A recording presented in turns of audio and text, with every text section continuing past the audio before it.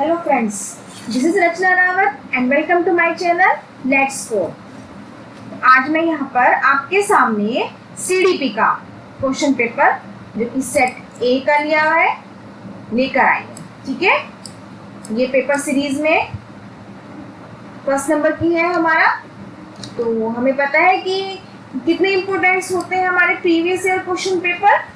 तो चलिए, अब हमारे एग्जाम जैसे जैसे नजदीक आ रहे हैं तो मैं आपके सामने ये पेपर सीरीज चला रही हूँ। तो इसको लगाते रहिए और क्वेश्चन सॉल्व करते रहिए। चलिए देखते हैं हम ये क्वेश्चन पेपर। ठीक है, देखते हैं। निम्नलिखित में से कौन सा सिद्धांत विकास की चार प्रमुख अवस्थाओं का प्रतिपादन करता है? फर्स्ट, पियाजे का संज्ञानात्मक विकास का सिद्धांत। बी, वाइगॉस्की का सामाजिक विकास का सिद्धांत, कोहलबर्ग का संज्ञानात्मक विकास का सिद्धांत, या फिर वेंडुरा का सामाजिक सीखने का सिद्धांत। तो देखिएगा, चार प्रमुख अवस्थाएं हमें याद है, किसने बताई है? पियाजे जी ने बताई है। ठीक है ना, संवेदी अवस्था, मूर्त अमूर्त अवस्था, औपचारिक अवस्था, ये सब चीजें चारों अवस्थाएं जो है ये हमें पियाजे ने बताई है। तो हम फर्स्ट की ओर चले जाएंगे, पियाजे का संज्ञानात्मक विकास का सिद्धांत। ओके, चलिए अब हम आगे बढ़ते हैं। कौन सी निम्नांकित गतिविधि स्थानिक बुद्धि से संबंधित है? ठीक है, which is the following activity is associated with spatial intelligence? First आ जाता है मौखिक अनुनय, सेकंड है एक जटिल उपकरण को इकट्ठा करना, थर्ड है परिकल्पना का विकास तथा परीक्षण, डी है भाप लेना कि कब विनम्र होना। ठीक है, अब इसमें से स्थानिक बुद्धि बतानी है किस चीज से संबंधित है। तो स्थानिक बुद्धि जो हो जाती है assembling a complex appliances means एक जटिल उपकरण को इकट्ठा करना। ठीक है, ये स्थानिक बुद्धि के अंतर्गत आता है। ओके, अब हम आगे बढ़ जाएंगे थर्ड क्वेश्चन की ओर। मंद बुद्धि बालकों हेतु कौन सी अभिप्रेरण प्रविधि अधिक उपयोगी होगी? Which motivation technique will be more useful for slow learner? तो स्लो लर्नर के लिए कौन सी प्रेरण विधि सबसे अधिक उपयोगी होगी? ये देखिएगा, क्या हम पुरस्कार देके या प्रशंसा करके, सेकंड आ जाता है दंड देकर, थर्ड आ जाता है निंदा, या डी आ जाता है चुनौती। तो किस प्रकार करेंगे हम? जो मंद बुद्धि बालक होंगे हम दंड देंगे तो वो और ज्यादा डाउन हो जाएगा, निंदा भी नहीं करेंगे, चुनौती भी नहीं दे सकते। हम उसको मोटिवेट किस तरीके से करेंगे? उसको पुरस्कार देकर, उसकी प्रशंसा करके, जिससे वो आगे मोटिवेट हो सके। ठीक है, तो फर्स्ट इज राइट। आगे बढ़ जाएंगे हम फोर्थ क्वेश्चन की ओर। निम्नलिखित विशेषताओं में से कौन सी विशिष्ट बालकों की विशेषता नहीं है? ठीक है, नहीं को ध्यान में रखते हुए हम आंसर देंगे। ओके, वे अपनी आयु के अधिकांश बच्चों से अधिक जल्दी व स्वतंत्र रूप से सीखते हैं। सेकंड, उनका शब्दकोश अधिक विकसित होता है तथा उनके पढ़ने और लिखने की कौशल अधिक उन्नत होती है। थर्ड, वे स्वयं को सामान्य उपलब्धि के मानकों से ऊपर नहीं रखते हैं। या डी, वे चुनौतीपूर्ण व कठिन कार्यों में बहुत अभिप्रेरित रहते हैं। तो देखिएगा, इसमें क्या पूछा है? गिफ्टेड चिल्ड्रंस के लिए पूछा है कि कौन सी अवस्था नहीं होगी, कौन सी विशेषता नहीं है। तो देखिएगा, इसमें हो जाएगा हमारा वे स्वयं को सामान्य उपलब्धि के मानकों से ऊपर नहीं रखते। ठीक है, इसकी हो जाएंगे। क्यों? देखिएगा, फर्स्ट आ जाता है वे अपनी आयु के अधिकांश बच्चों से अधिक जल्दी व स्वतंत्र रूप से सीखते हैं। ये बात राइट की ओर हो जाती है, जल्दी सीख लेते हैं। जो गिफ्टेड चिल्ड्रन होते हैं, मतलब जो विशिष्ट बालक होते हैं, उनको कैचिंग पावर बहुत तेजी से बढ़ती है उनकी। नेक्स्ट, उनका शब्दकोश अधिक विकसित होता है, उनके पढ़ने लिखने की कौशल अधिक उन्नत होती है, बहुत जल्दी पढ़ने लिखने में अधिक स्किल्स उनकी डेवलप कर जाती है। ये भी राइट हो जाता है। वे चुनौतीपूर्ण व कठिन कार्यों में बहुत अधिक अभिप्रेरित रहते हैं। ये भी बात सही है। क्या बात सही नहीं है? थर्ड सही नहीं है। ठीक है, उपलब्धि के मानकों के ऊपर नहीं रखते। ओके, अब हम चलते हैं आगे क्वेश्चन नंबर 5 की ओर। क्वेश्चन नंबर 5 क्या कहता है? देखिएगा, निम्नलिखित में से कौन शिक्षण कौशलों की विशेषता नहीं है?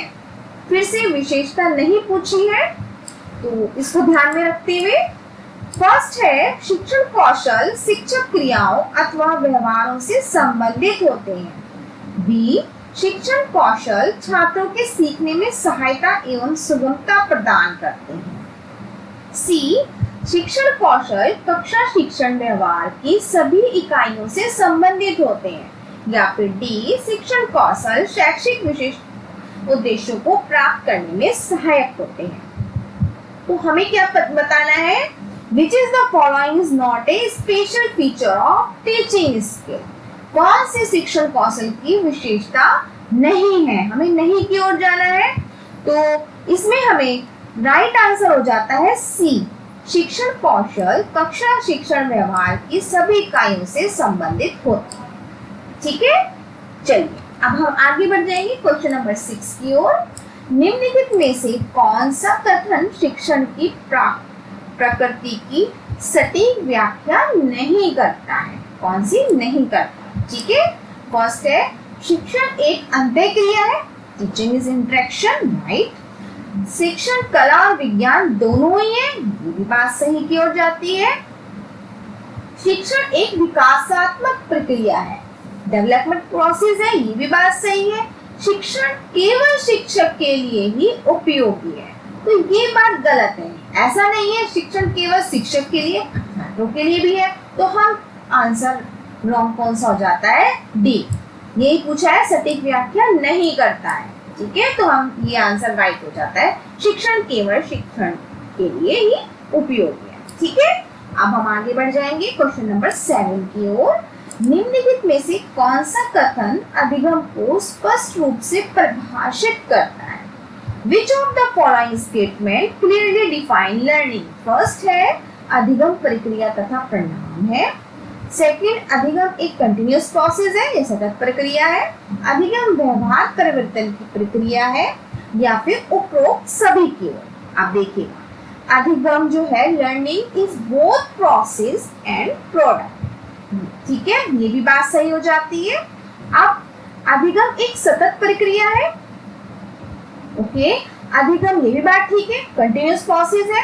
अधिगम व्यवहार परिवर्तन की प्रक्रिया है, बिहेवियर को भी प्रोसेस है, ओके, ये भी बात सही। तो हमारी ये ऊपर की तीनों बात सही हो जाती है, तो हम जाएंगे डी की ओर, उपरोक्त सभी, ऑल ऑफ द अबव की ओर। नेक्स्ट हम बढ़ जाएंगे क्वेश्चन नंबर 8 की ओर। निम्नलिखित में से कौन सी शिक्षण विधि नहीं है? नहीं पूछा है फिर से, which is the following is not a teaching method? प्रश्नोत्तर विधि नहीं पूछा है, टीचिंग की कौन सा मेथड नहीं है, इसको ध्यान में रखते हुए प्रश्नोत्तर विधि ये भी है, क्योंकि हम जैसे टीचर स्टूडेंट आपस में क्वेश्चन आंसरिंग करते हैं, तो ये भी एक विधि हो जाएगी। बी की ओर जाएंगे हम, साक्षात्कार विधि, जिसे हम इंटरव्यू मेथड कहते हैं, ओके। नेक्स्ट है सी, ब्रेनस्टॉर्मिंग विधि। ब्रेनस्टॉर्मिंग हमें पता है, जब बच्चे के माइंड में अलग अलग टाइप्स के आंसर्स निकलते हैं, ठीक है, एक टाइप्स के अलग अलग पार्ट्स निकलते हैं, आंसर निकलते हैं, तो ब्रेनस्टॉर्मिंग कहते हैं। नेक्स्ट आ जाता है अन्वेषण विधि, डिस्कवरी मेथड। ये भी डिस्कवरी मेथड भी एक शिक्षण विधि का ही उदाहरण। उसने पूछा है कौन से नहीं है, तो इंटरव्यू मेथड की ओर जाएंगे, ये कोई शिक्षण विधि नहीं है, तो हम जाएंगे बी, आंसर इज राइट। इसमें सिर्फ क्वेश्चनिंग की जाती है, इंटरव्यू में कोई शिक्षा नहीं दी जाती, ठीक है, तो ये टीचिंग मेथड में नहीं आता है। अब हम आगे बढ़ जाएंगे 9th क्वेश्चन की ओर। निम्नलिखित में से शिक्षण के सूत्र कौन से हैं? नंबर 1, ज्ञात से अज्ञात की ओर।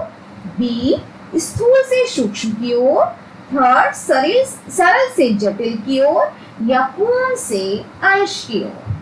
तो देखिए, इसमें हम जाएंगे, हमारे जो है ज्ञात से अज्ञात की ओर भी होता है, स्थूल मतलब कंक्रीट टू अब्स्ट्रैक्ट भी होता है, ओके, इजी से डिफिकल्ट की ओर भी हम जाते हैं, फ्रॉम होल टू पार्ट की ओर भी हम जाते हैं। हमारे चारों सूक्ष्म हो जाते हैं, शिक्षण के सूत्र हैं, तो हम जाएंगे डी की ओर, ओके।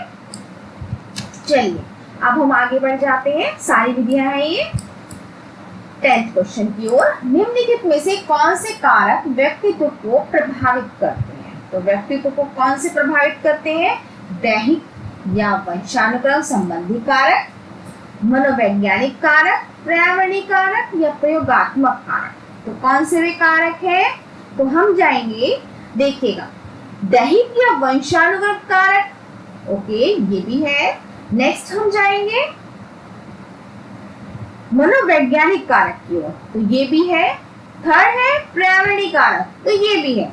क्या नहीं है, प्रयोगात्मक कारक इसमें नहीं हो जाएगा, व्यक्तित्व को प्रभावित नहीं करता है। हम जाएंगे बी की ओर, first second and third is right. Okay, अब हम बढ़ेंगे 11 क्वेश्चन की ओर। शिक्षा मनोविज्ञान का ज्ञान एक शिक्षक के लिए आवश्यक है क्योंकि the knowledge of education psychology is necessary for a teacher because it नवीन शिक्षण तकनीकों का ज्ञान प्रदान करता है, समस्त शैक्षिक समस्याओं का सफलतापूर्वक समाधान करने में सहायता करता है, या थर्ड मूल्यांकन की नवीन तकनीकों को सीखने में शिक्षक की सहायता करता है, या फिर डी शिक्षक को स्वयं को समझने में सहायता करता है। तो शिक्षक के लिए सबसे आवश्यक क्या है? शिक्षा मनोविज्ञान का ज्ञान एक शिक्षक के लिए आवश्यक है। क्यों? देखिएगा, नवीन शिक्षण तकनीकों को ज्ञान प्रदान करना, ये बेस्ट आंसर इसमें हमें चुनना है। ठीक है, तो हमारा बेस्ट आंसर हम जाएंगे सेकंड की ओर, समस्त। ठीक है, help to solve all type of education problem successfully. समस्त शैक्षिक समस्याएं, जितनी भी हमारे शिक्षा से संबंधित समस्याएं हैं, उसको क्या करें शिक्षक सफलतापूर्वक समाधान करने में हमारी सहायता करें। यही हमारी जो है साइकोलॉजी कहती है। ओके, अब हम बढ़ जाएंगे आगे 12th क्वेश्चन की ओर। वृद्धि और विकास, ग्रोथ एंड डेवलपमेंट के ऊपर आया है। वृद्धि और विकास की प्रक्रिया के संदर्भ में कौन सी बात सही है? ठीक है, दोनों प्रक्रियाएं प्राकृतिक है। सेकंड, वृद्धि प्राकृतिक प्रक्रिया तथा विकास में बाह्य कारक की आवश्यकता होती है। ओके, यदि वृद्धि संतोषजनक है तो विकास स्वतः हो जाता है, या फिर डी दोनों प्रक्रियाएं बिना बाह्य हस्तक्षेप के साथ साथ चलती हैं। तो देखिएगा, जो सबसे बेस्ट आंसर है ये देखिए, दोनों प्रक्रियाएं प्राकृतिक है। नहीं, ऐसा तो नहीं है। वृद्धि प्राकृतिक प्रक्रिया है, हमने देखा है। ग्रोथ, एक हाइट जो है एक नॉर्मली प्राकृतिक चलती है। हाइट, किसी की भी हाइट है एक नॉर्मल वेट में चलती है। ठीक है, उसको हम ऐसे तो नहीं कि एकदम से खींच के उसे लंबा कर दिया आपने या कुछ किया, ऐसा नहीं होता ना, ये प्राकृतिक प्रोसेस है। और जो डेवलपमेंट है, अगर हम डेवलपमेंट का मतलब होता है विकास, मीन्स अगर हम किसी को आगे की ओर मोटिवेट करेंगे, उसे बाह्य मतलब कुछ ऐसी अभिप्रेरणा देंगे जिससे उसको मोटिवेशन हो, तो वो ज्यादा ग्रोथ करता है, उसका विकास तेजी से होता है। तो हम बी की ओर जाएंगे। वृद्धि बाह्य प्राकृतिक प्रक्रिया है तथा विकास में बाह्य कारक की आवश्यकता होती है। विकास तभी होता है जब हम उसको आगे की ओर किसी तरीके से मोटिवेट करते हैं, तभी आगे विकास होगा। ठीक है, आगे हम बढ़ जाएंगे। व्यक्तित्व के विकास में विरासत तथा परिवेश की भूमिका के संबंध में निम्नलिखित में से कौन सी बात सही है? ए, अच्छी विरासत बुरे परिवेश की क्षति पूर्ण कर सकती है, या बी विरासत तथा परिवेश का योगदान बराबर होता है, या फिर सी बुरा परिवेश अच्छी विरासत को दबा सकता है, या फिर डी अच्छा परिवेश बुरी विरासत की क्षतिपूर्ति कर सकता है। तो हम जाएंगे, देखिए, बुरा जो परिवेश होता है वो अच्छी विरासत को दबा सकता है। ओके, हम जाएंगे सी की ओर। पुअर एनवायरनमेंट जो होता है वो can suppress good heredity. Okay, चलिए अब हम आगे बढ़ जाएंगे 14 क्वेश्चन की ओर। निम्नलिखित में से किसने बौद्धिक विकास को आयु से संबंधित बताया? तो ये तो एक फैक्चुअल क्वेश्चन है कि किस बौद्धिक विकास को आयु से संबंधित किसने बताया है भाई? ये बताया हमारे जीन पियाजे जी ने। ठीक है, हमें बताया 0 से 7 सेंसरी मोटर स्टेज आ जाती है, फिर 0 से 2 ईयर्स सेंसरी मोटर स्टेज, फिर 2 से 4, 4 से 7 और 7 से 11 या 13। ओके, इस तरीके से इन्होंने आयु के ऊपर विकास बताया किस तरीके से होता है। अब हम बढ़ जाएंगे 15 क्वेश्चन की ओर। 15 क्वेश्चन क्या कहता है? किसी वयस्क के आक्रामक व्यवहार को देखने मात्र से बच्चे आक्रामकता सीख लेते हैं। मतलब किसी को आक्रामक व्यवहार देख रहा है तो बच्चा एकदम से वो कैच कर लेता है, आक्रामक सीख लेता है। यह विचार किसका है? ये भी एक फैक्चुअल क्वेश्चन है, देखिएगा। ये हो जाता है हमारे बेंडरा और उनके एसोसिएट के साथ। ठीक है, अब हम आगे बढ़ जाएंगे 16 क्वेश्चन की ओर। चलिए, कोहलबर्ग के नैतिक विकास संबंधी सिद्धांत के अंतर्गत निम्नलिखित में से कौन सी बात उस सिद्धांत की एक अवस्था नहीं है? संवेदी प्रेरक, ठीक है, प्राक रूढ़िगत जिसे प्री कन्वेंशनल भी कहते हैं, सी रूढ़िगत, या फिर डी पश्च रूढ़िगत जिसे पोस्ट कन्वेंशनल।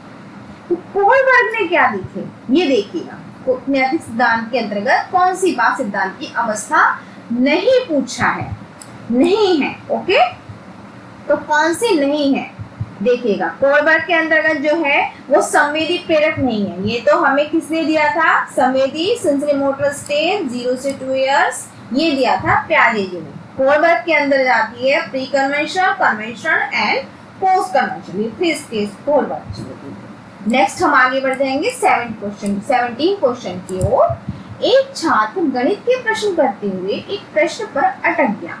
कुछ समय सोचने के बाद अचानक उसे युक्ति सूझी तथा समस्या हल हो गई। इस प्रकार के अधिगम को क्या कहते हैं? ठीक है, हमें पता है, हमने एक बार पढ़ा, इसमें पढ़ा हुआ है कि दिमाग की बत्ती चल गई हमारी। ठीक है, मीन्स आपने वो एड भी देखा होगा। ठीक है, मेंटोस का कि दिमाग की बत्ती चल जाती है, एकदम से याद आ जाता है, तो इनसाइट लर्निंग हो जा रही है। हम जाएंगे सी की ओर, सूझ द्वारा अधिगम। ठीक है, आगे बढ़ जाएंगे हम 18 क्वेश्चन की ओर। अचानक से हमारी माइंड में आंसर आ गया। ठीक है ना, विद्यार्थी में पाई जाने वाली अधिगम शैलियों में भिन्नता के कारण हो सकते हैं। कौन से हैं? ए, विद्यार्थी के समाजीकरण की प्रक्रिया, विद्यार्थी द्वारा अपनाई जाने वाली चिंतन की युक्तियां, या फिर सी, परिवार का आर्थिक स्तर, या फिर डी, बालक का पालन पोषण। ठीक है, तो कौन सी है? भिन्नता का कारण विद्यार्थी द्वारा अपनाई जाने वाली चिंतन की युक्तियां। Thinking strategies adopted by the learner. ठीक है, अब हम आगे बढ़ जाएंगे 19 क्वेश्चन की ओर। निम्नलिखित में से कौन सी मानसिक स्वास्थ्य की योग्यता नहीं है? नहीं पूछा है इसमें।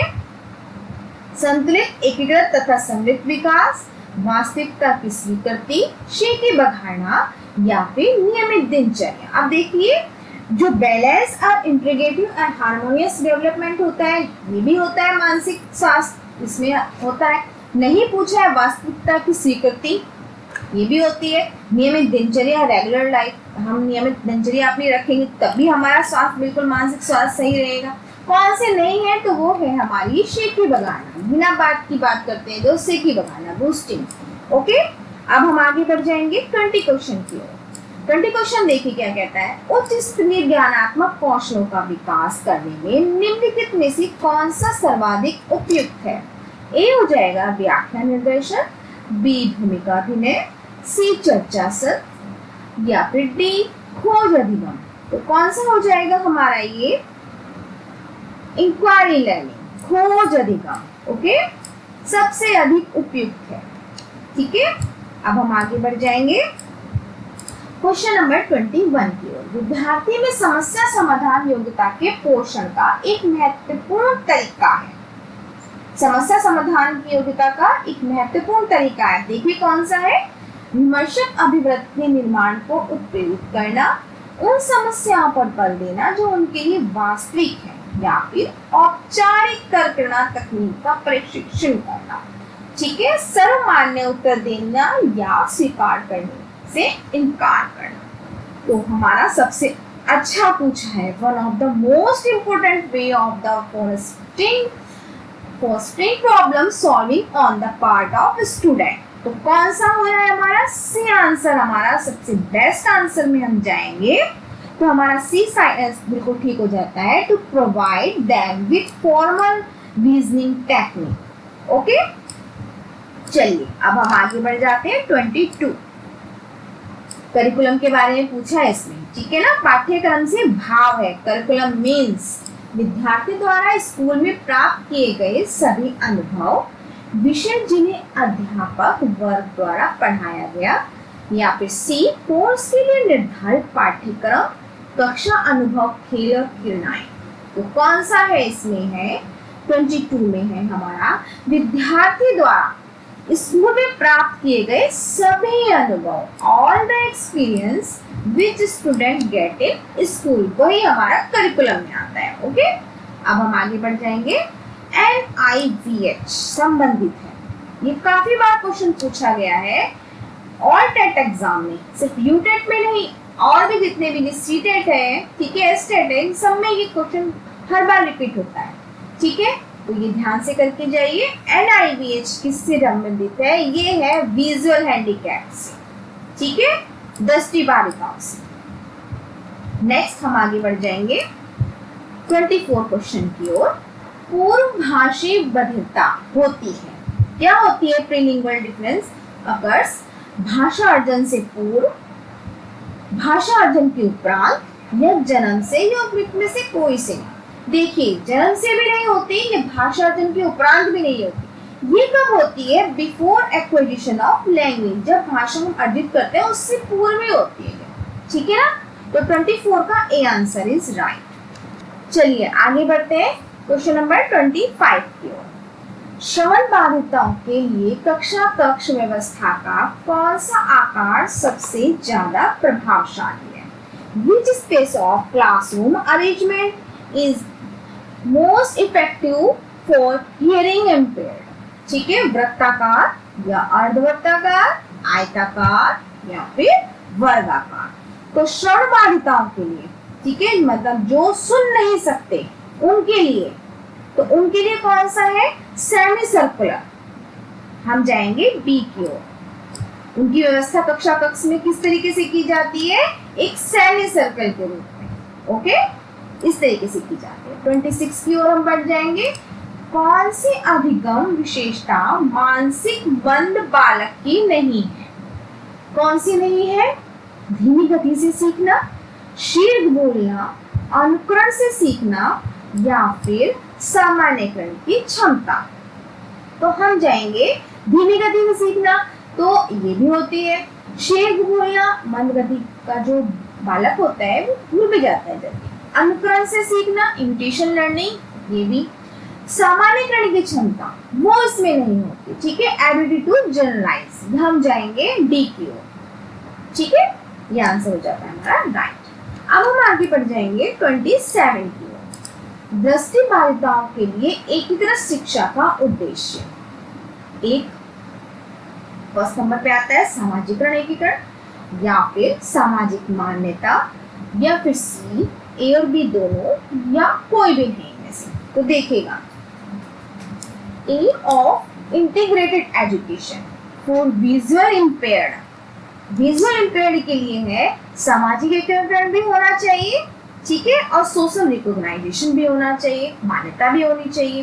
दोनों ही इनका उद्देश्य होता है। ठीक है, आगे बढ़ जाएंगे हम। C answer is right. अब हम आगे बढ़ेंगे 28 क्वेश्चन की ओर। एक बालक किसी कहानी के अनेक शीर्षक बताता है, उसमें योग्यता है, तो उसमें अनेक शीर्षक बता रहे हैं, तो उसमें किस चीज की योग्यता पूछी है? नंबर 1 वैचारिक प्रवाह की, या बी अभिव्यक्ति प्रवाह की, या फिर सी सहचार्य प्रवाह की, या फिर डी शब्द प्रवाह की। तो कौन सा जाता है हमारा? जो कि वैचारिक प्रवाह की, जिसे कहते हैं आइडेंटिकल फ्लुएंसी, या फिर अभिव्यक्ति प्रवाह की, सहचार्य प्रवाह की, या फिर शब्द प्रवाह की। तो हम जाएंगे फर्स्ट की ओर, वैचारिक प्रवाह। ओके, अब हम आगे बढ़ जाएंगे 29 की ओर। डिस्फेजिया, लेखन में समस्या, पठन में समस्या, गणना में समस्या, या भाषीय असमानता।